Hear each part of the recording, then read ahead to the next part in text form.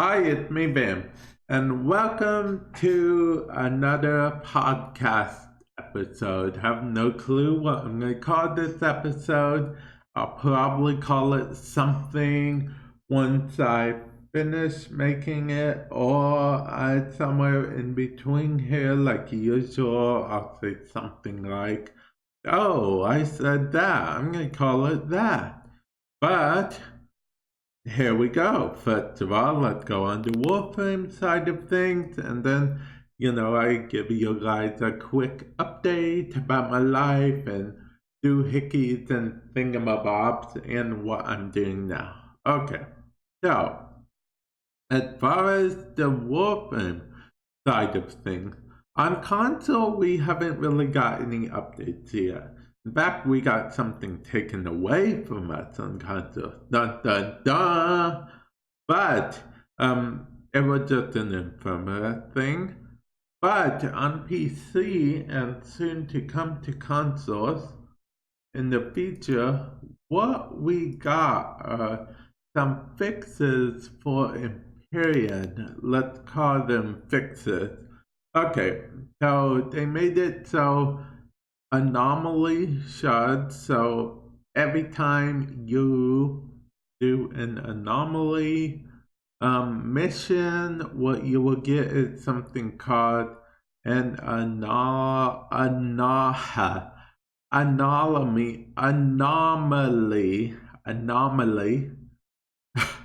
token. Don't ask me why it's so hard for me to say anomaly token, but yeah. Anyway, you will get an anomaly shard or an anomaly token, however you want to call it. I think they're called shards, but they're basically the token type system we talked about before, and they finally implemented a token system for this. So I'm actually happy for them, happy for us, happy for this whole thing as a whole, because you know what else currently has a token system and it worked for quite a while? That would be Elite Alerts, aka arbitrations. Elite Alerts was their internal name, arbitrations is their official name. So, anyway, what these shards will let you do is buy extra stuff from Little Duck, such as the infirmary that they took away, that I was talking about at the beginning, the Tenebrous infirmary. Don't really know what it looks like. I'm not going to spoil myself what it looks like either. I kind of want it to be a surprise. I think it might be a glowy thing, but I don't really know. Okay. And then you can also get all sentient capture scenes. And both of these have also been removed from, all the drops in the game. You can only buy them from Little Duck. And I think they cost around 10 shards each. So you do 10 anomaly missions. You do like 100, you can get everything. It's or 90 or something like that. I don't know. But anyway, that's not all.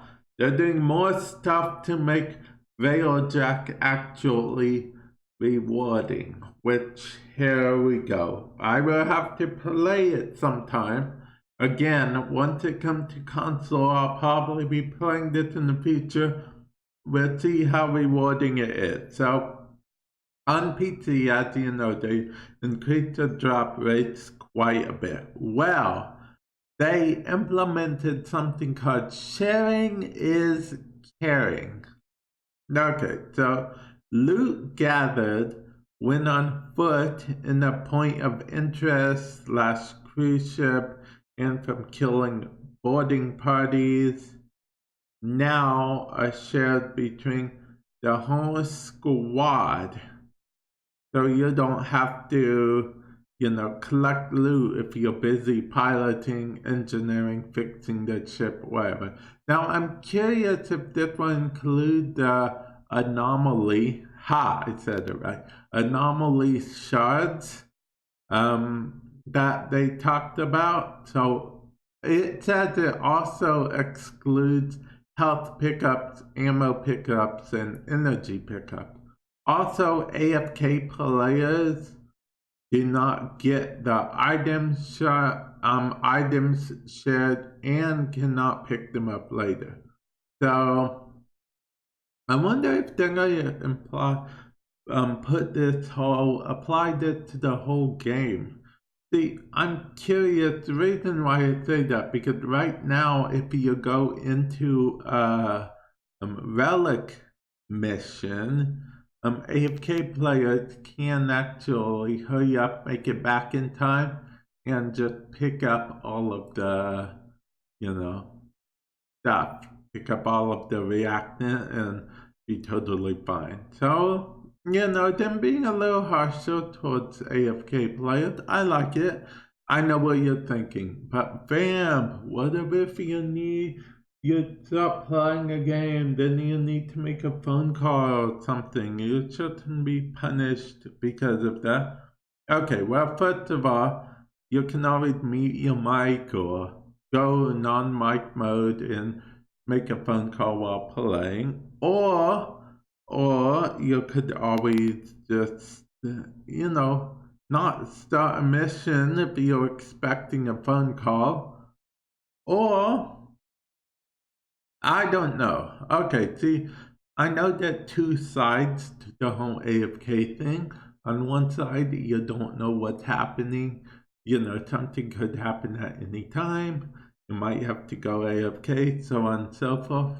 But on the flip side of things, I've been in missions with AFK player, not particularly in Railjack, but in other things. And it is not a fun experience to either A, fail a mission because your teammate was AFK, or B, know that you're carrying someone who's doing zero of the work. It really shouldn't matter in the grand scheme of things, because if you go into the mission, you'll have to do it regardless anyway. But it's just something about that whole going into the mission, expecting someone to be there to either help you out in the mission or carry their own weight at least, or something like that. I don't know. Seems very odd to me. Okay, I know it might seem very odd to you. I didn't mean today it seemed very odd to me, but I guess it does at the same time, because it's something that shouldn't bother anyone, but it does clearly bother me a bit. Okay, but moving on again. Okay, so this whole thing is made in the attempt to make Railjack better for everyone. You know what? But that does include the thing. You know what they need to do? And what I think they need to do is make it so either A, the enemy that everyone wants had a better drop rate, or B, make it so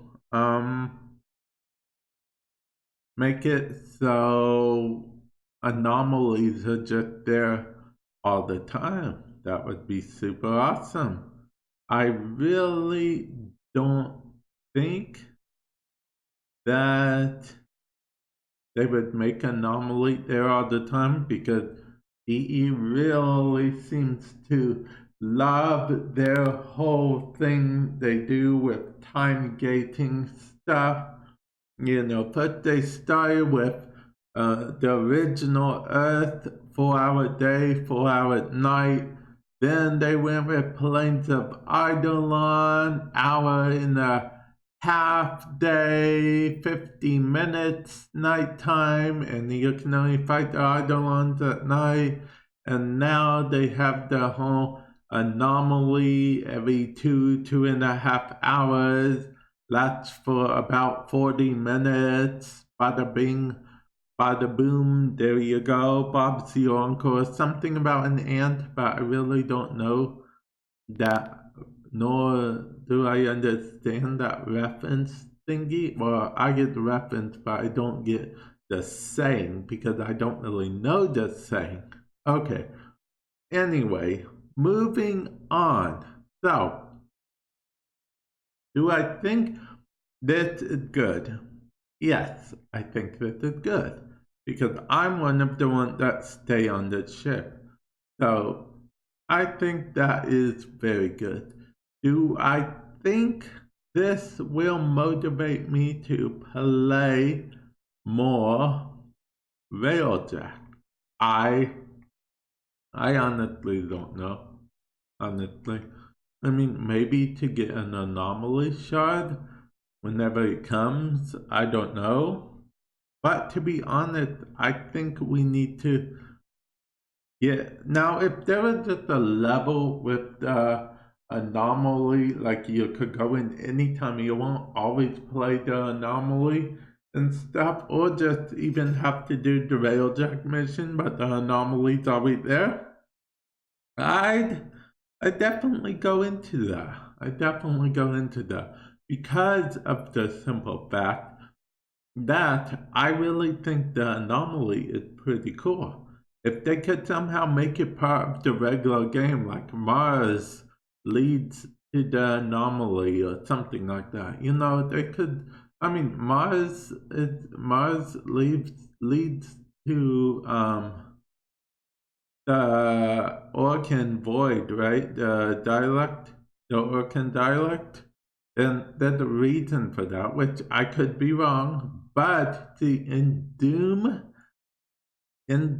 Mars has a portal to hell, and I believe Doom isn't the only thing that references Mars having a portal to hell. So, that's a pretty fun idea to play around with.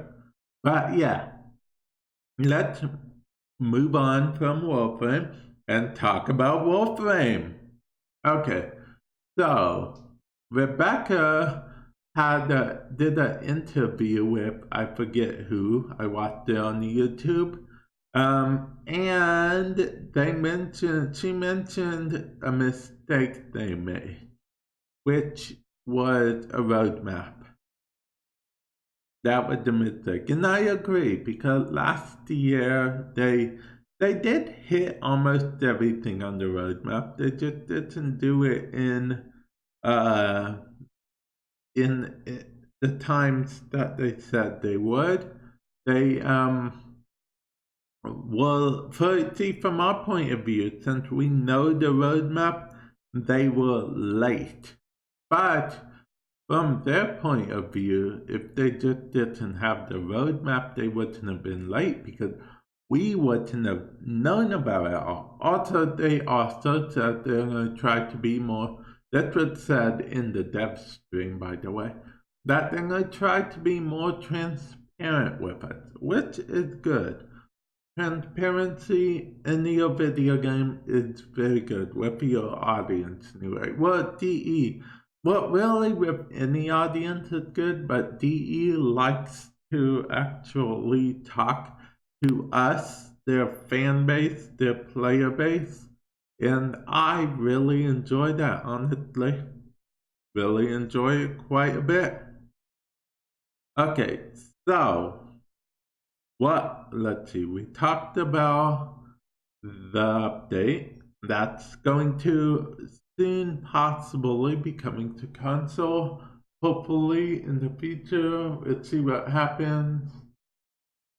And, well, we know it will be coming to console. We just don't know in what form. It will always be coming to console unless DE decide to drop support on consoles altogether, which I do not think they ever would because so many people would be so upset.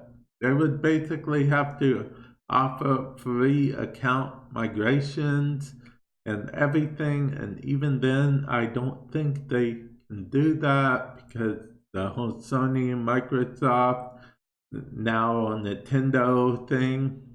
But then again, I'm not a game developer per se, so I don't really know the behind the scenes dudes and what's it, bobs of it all.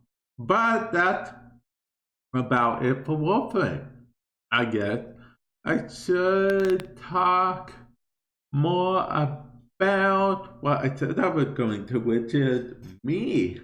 If you guys don't want to hear me talking about me, it's perfectly fine. I understand. Don't worry. It's cool. It's cool. But I just want to update you guys. I don't know if you guys can hear my collecting or not.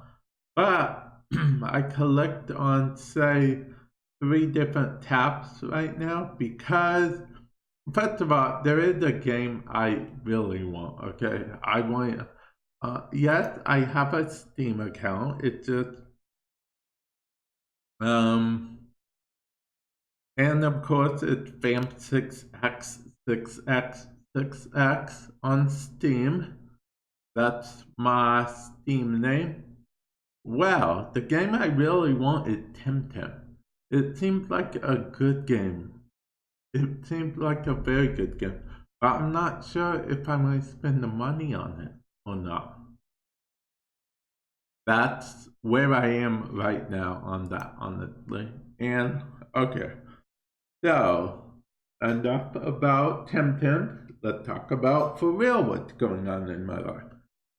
Okay, so I am trying this whole thing where I stream on the YouTube.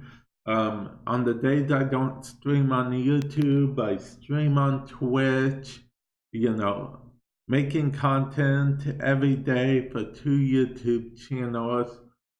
I'm trying all this, trying all that. I'm also going to try to better keep up with my website.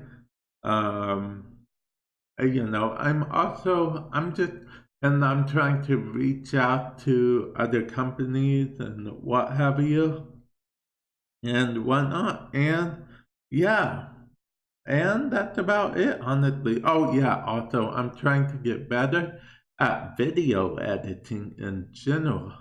Oh, and for those of you guys that are on YouTube, if you want to follow my other YouTube channel, feel free to collect that and there will be a card that will take you straight to my other YouTube channel if you click on it. Oh, and also I'll put my Patreon links there as well because I do have a Patreon and I'm changing stuff in it all the time. And I will also, somewhere in the link in the description below, put all my stuff, like the podcast link, and other doodads and whatnot. And if you're on the podcast end of stuff, definitely just, thanks for listening. Anchor has its own Patreon type thing, but if you want to go to my YouTube channel that this is being posted on the YouTube, search Warframe Madness, and then you will get the link to that. And I actually just checked my email with that last collect, and someone actually just said thank you on one of my videos. He said thank you on my videos regularly, and I really do appreciate it. I don't know if he's listening to this podcast right now, or even if he likes listening to my podcast at all, but I really do appreciate it. I appreciate comments like, because I am trying to improve audio all the time for you, video all the time for you guys, and just not just for you guys, but for myself as well. And I just stuff, okay? Just stuff. Not to go too much into detail, but some of you guys know that I need this to work out. I need that to work out. This is my life. This is what I do. I absolutely need it to work out. But I'm going to end the podcast here. I actually don't really have that much more to say. I'm thinking about trying to do something in the future, but we'll see if I am able to do it. And with that said, I will catch you guys hopefully in the future podcast or video. Oh, and my other YouTube channel is Vamp Plays. That's VAMPLAYS. YouTube channel? Yep. And now I will catch you guys in a future podcast or video, depending on if you're listening to this or watching this or both. And yeah, I'll catch you guys in the future. Later.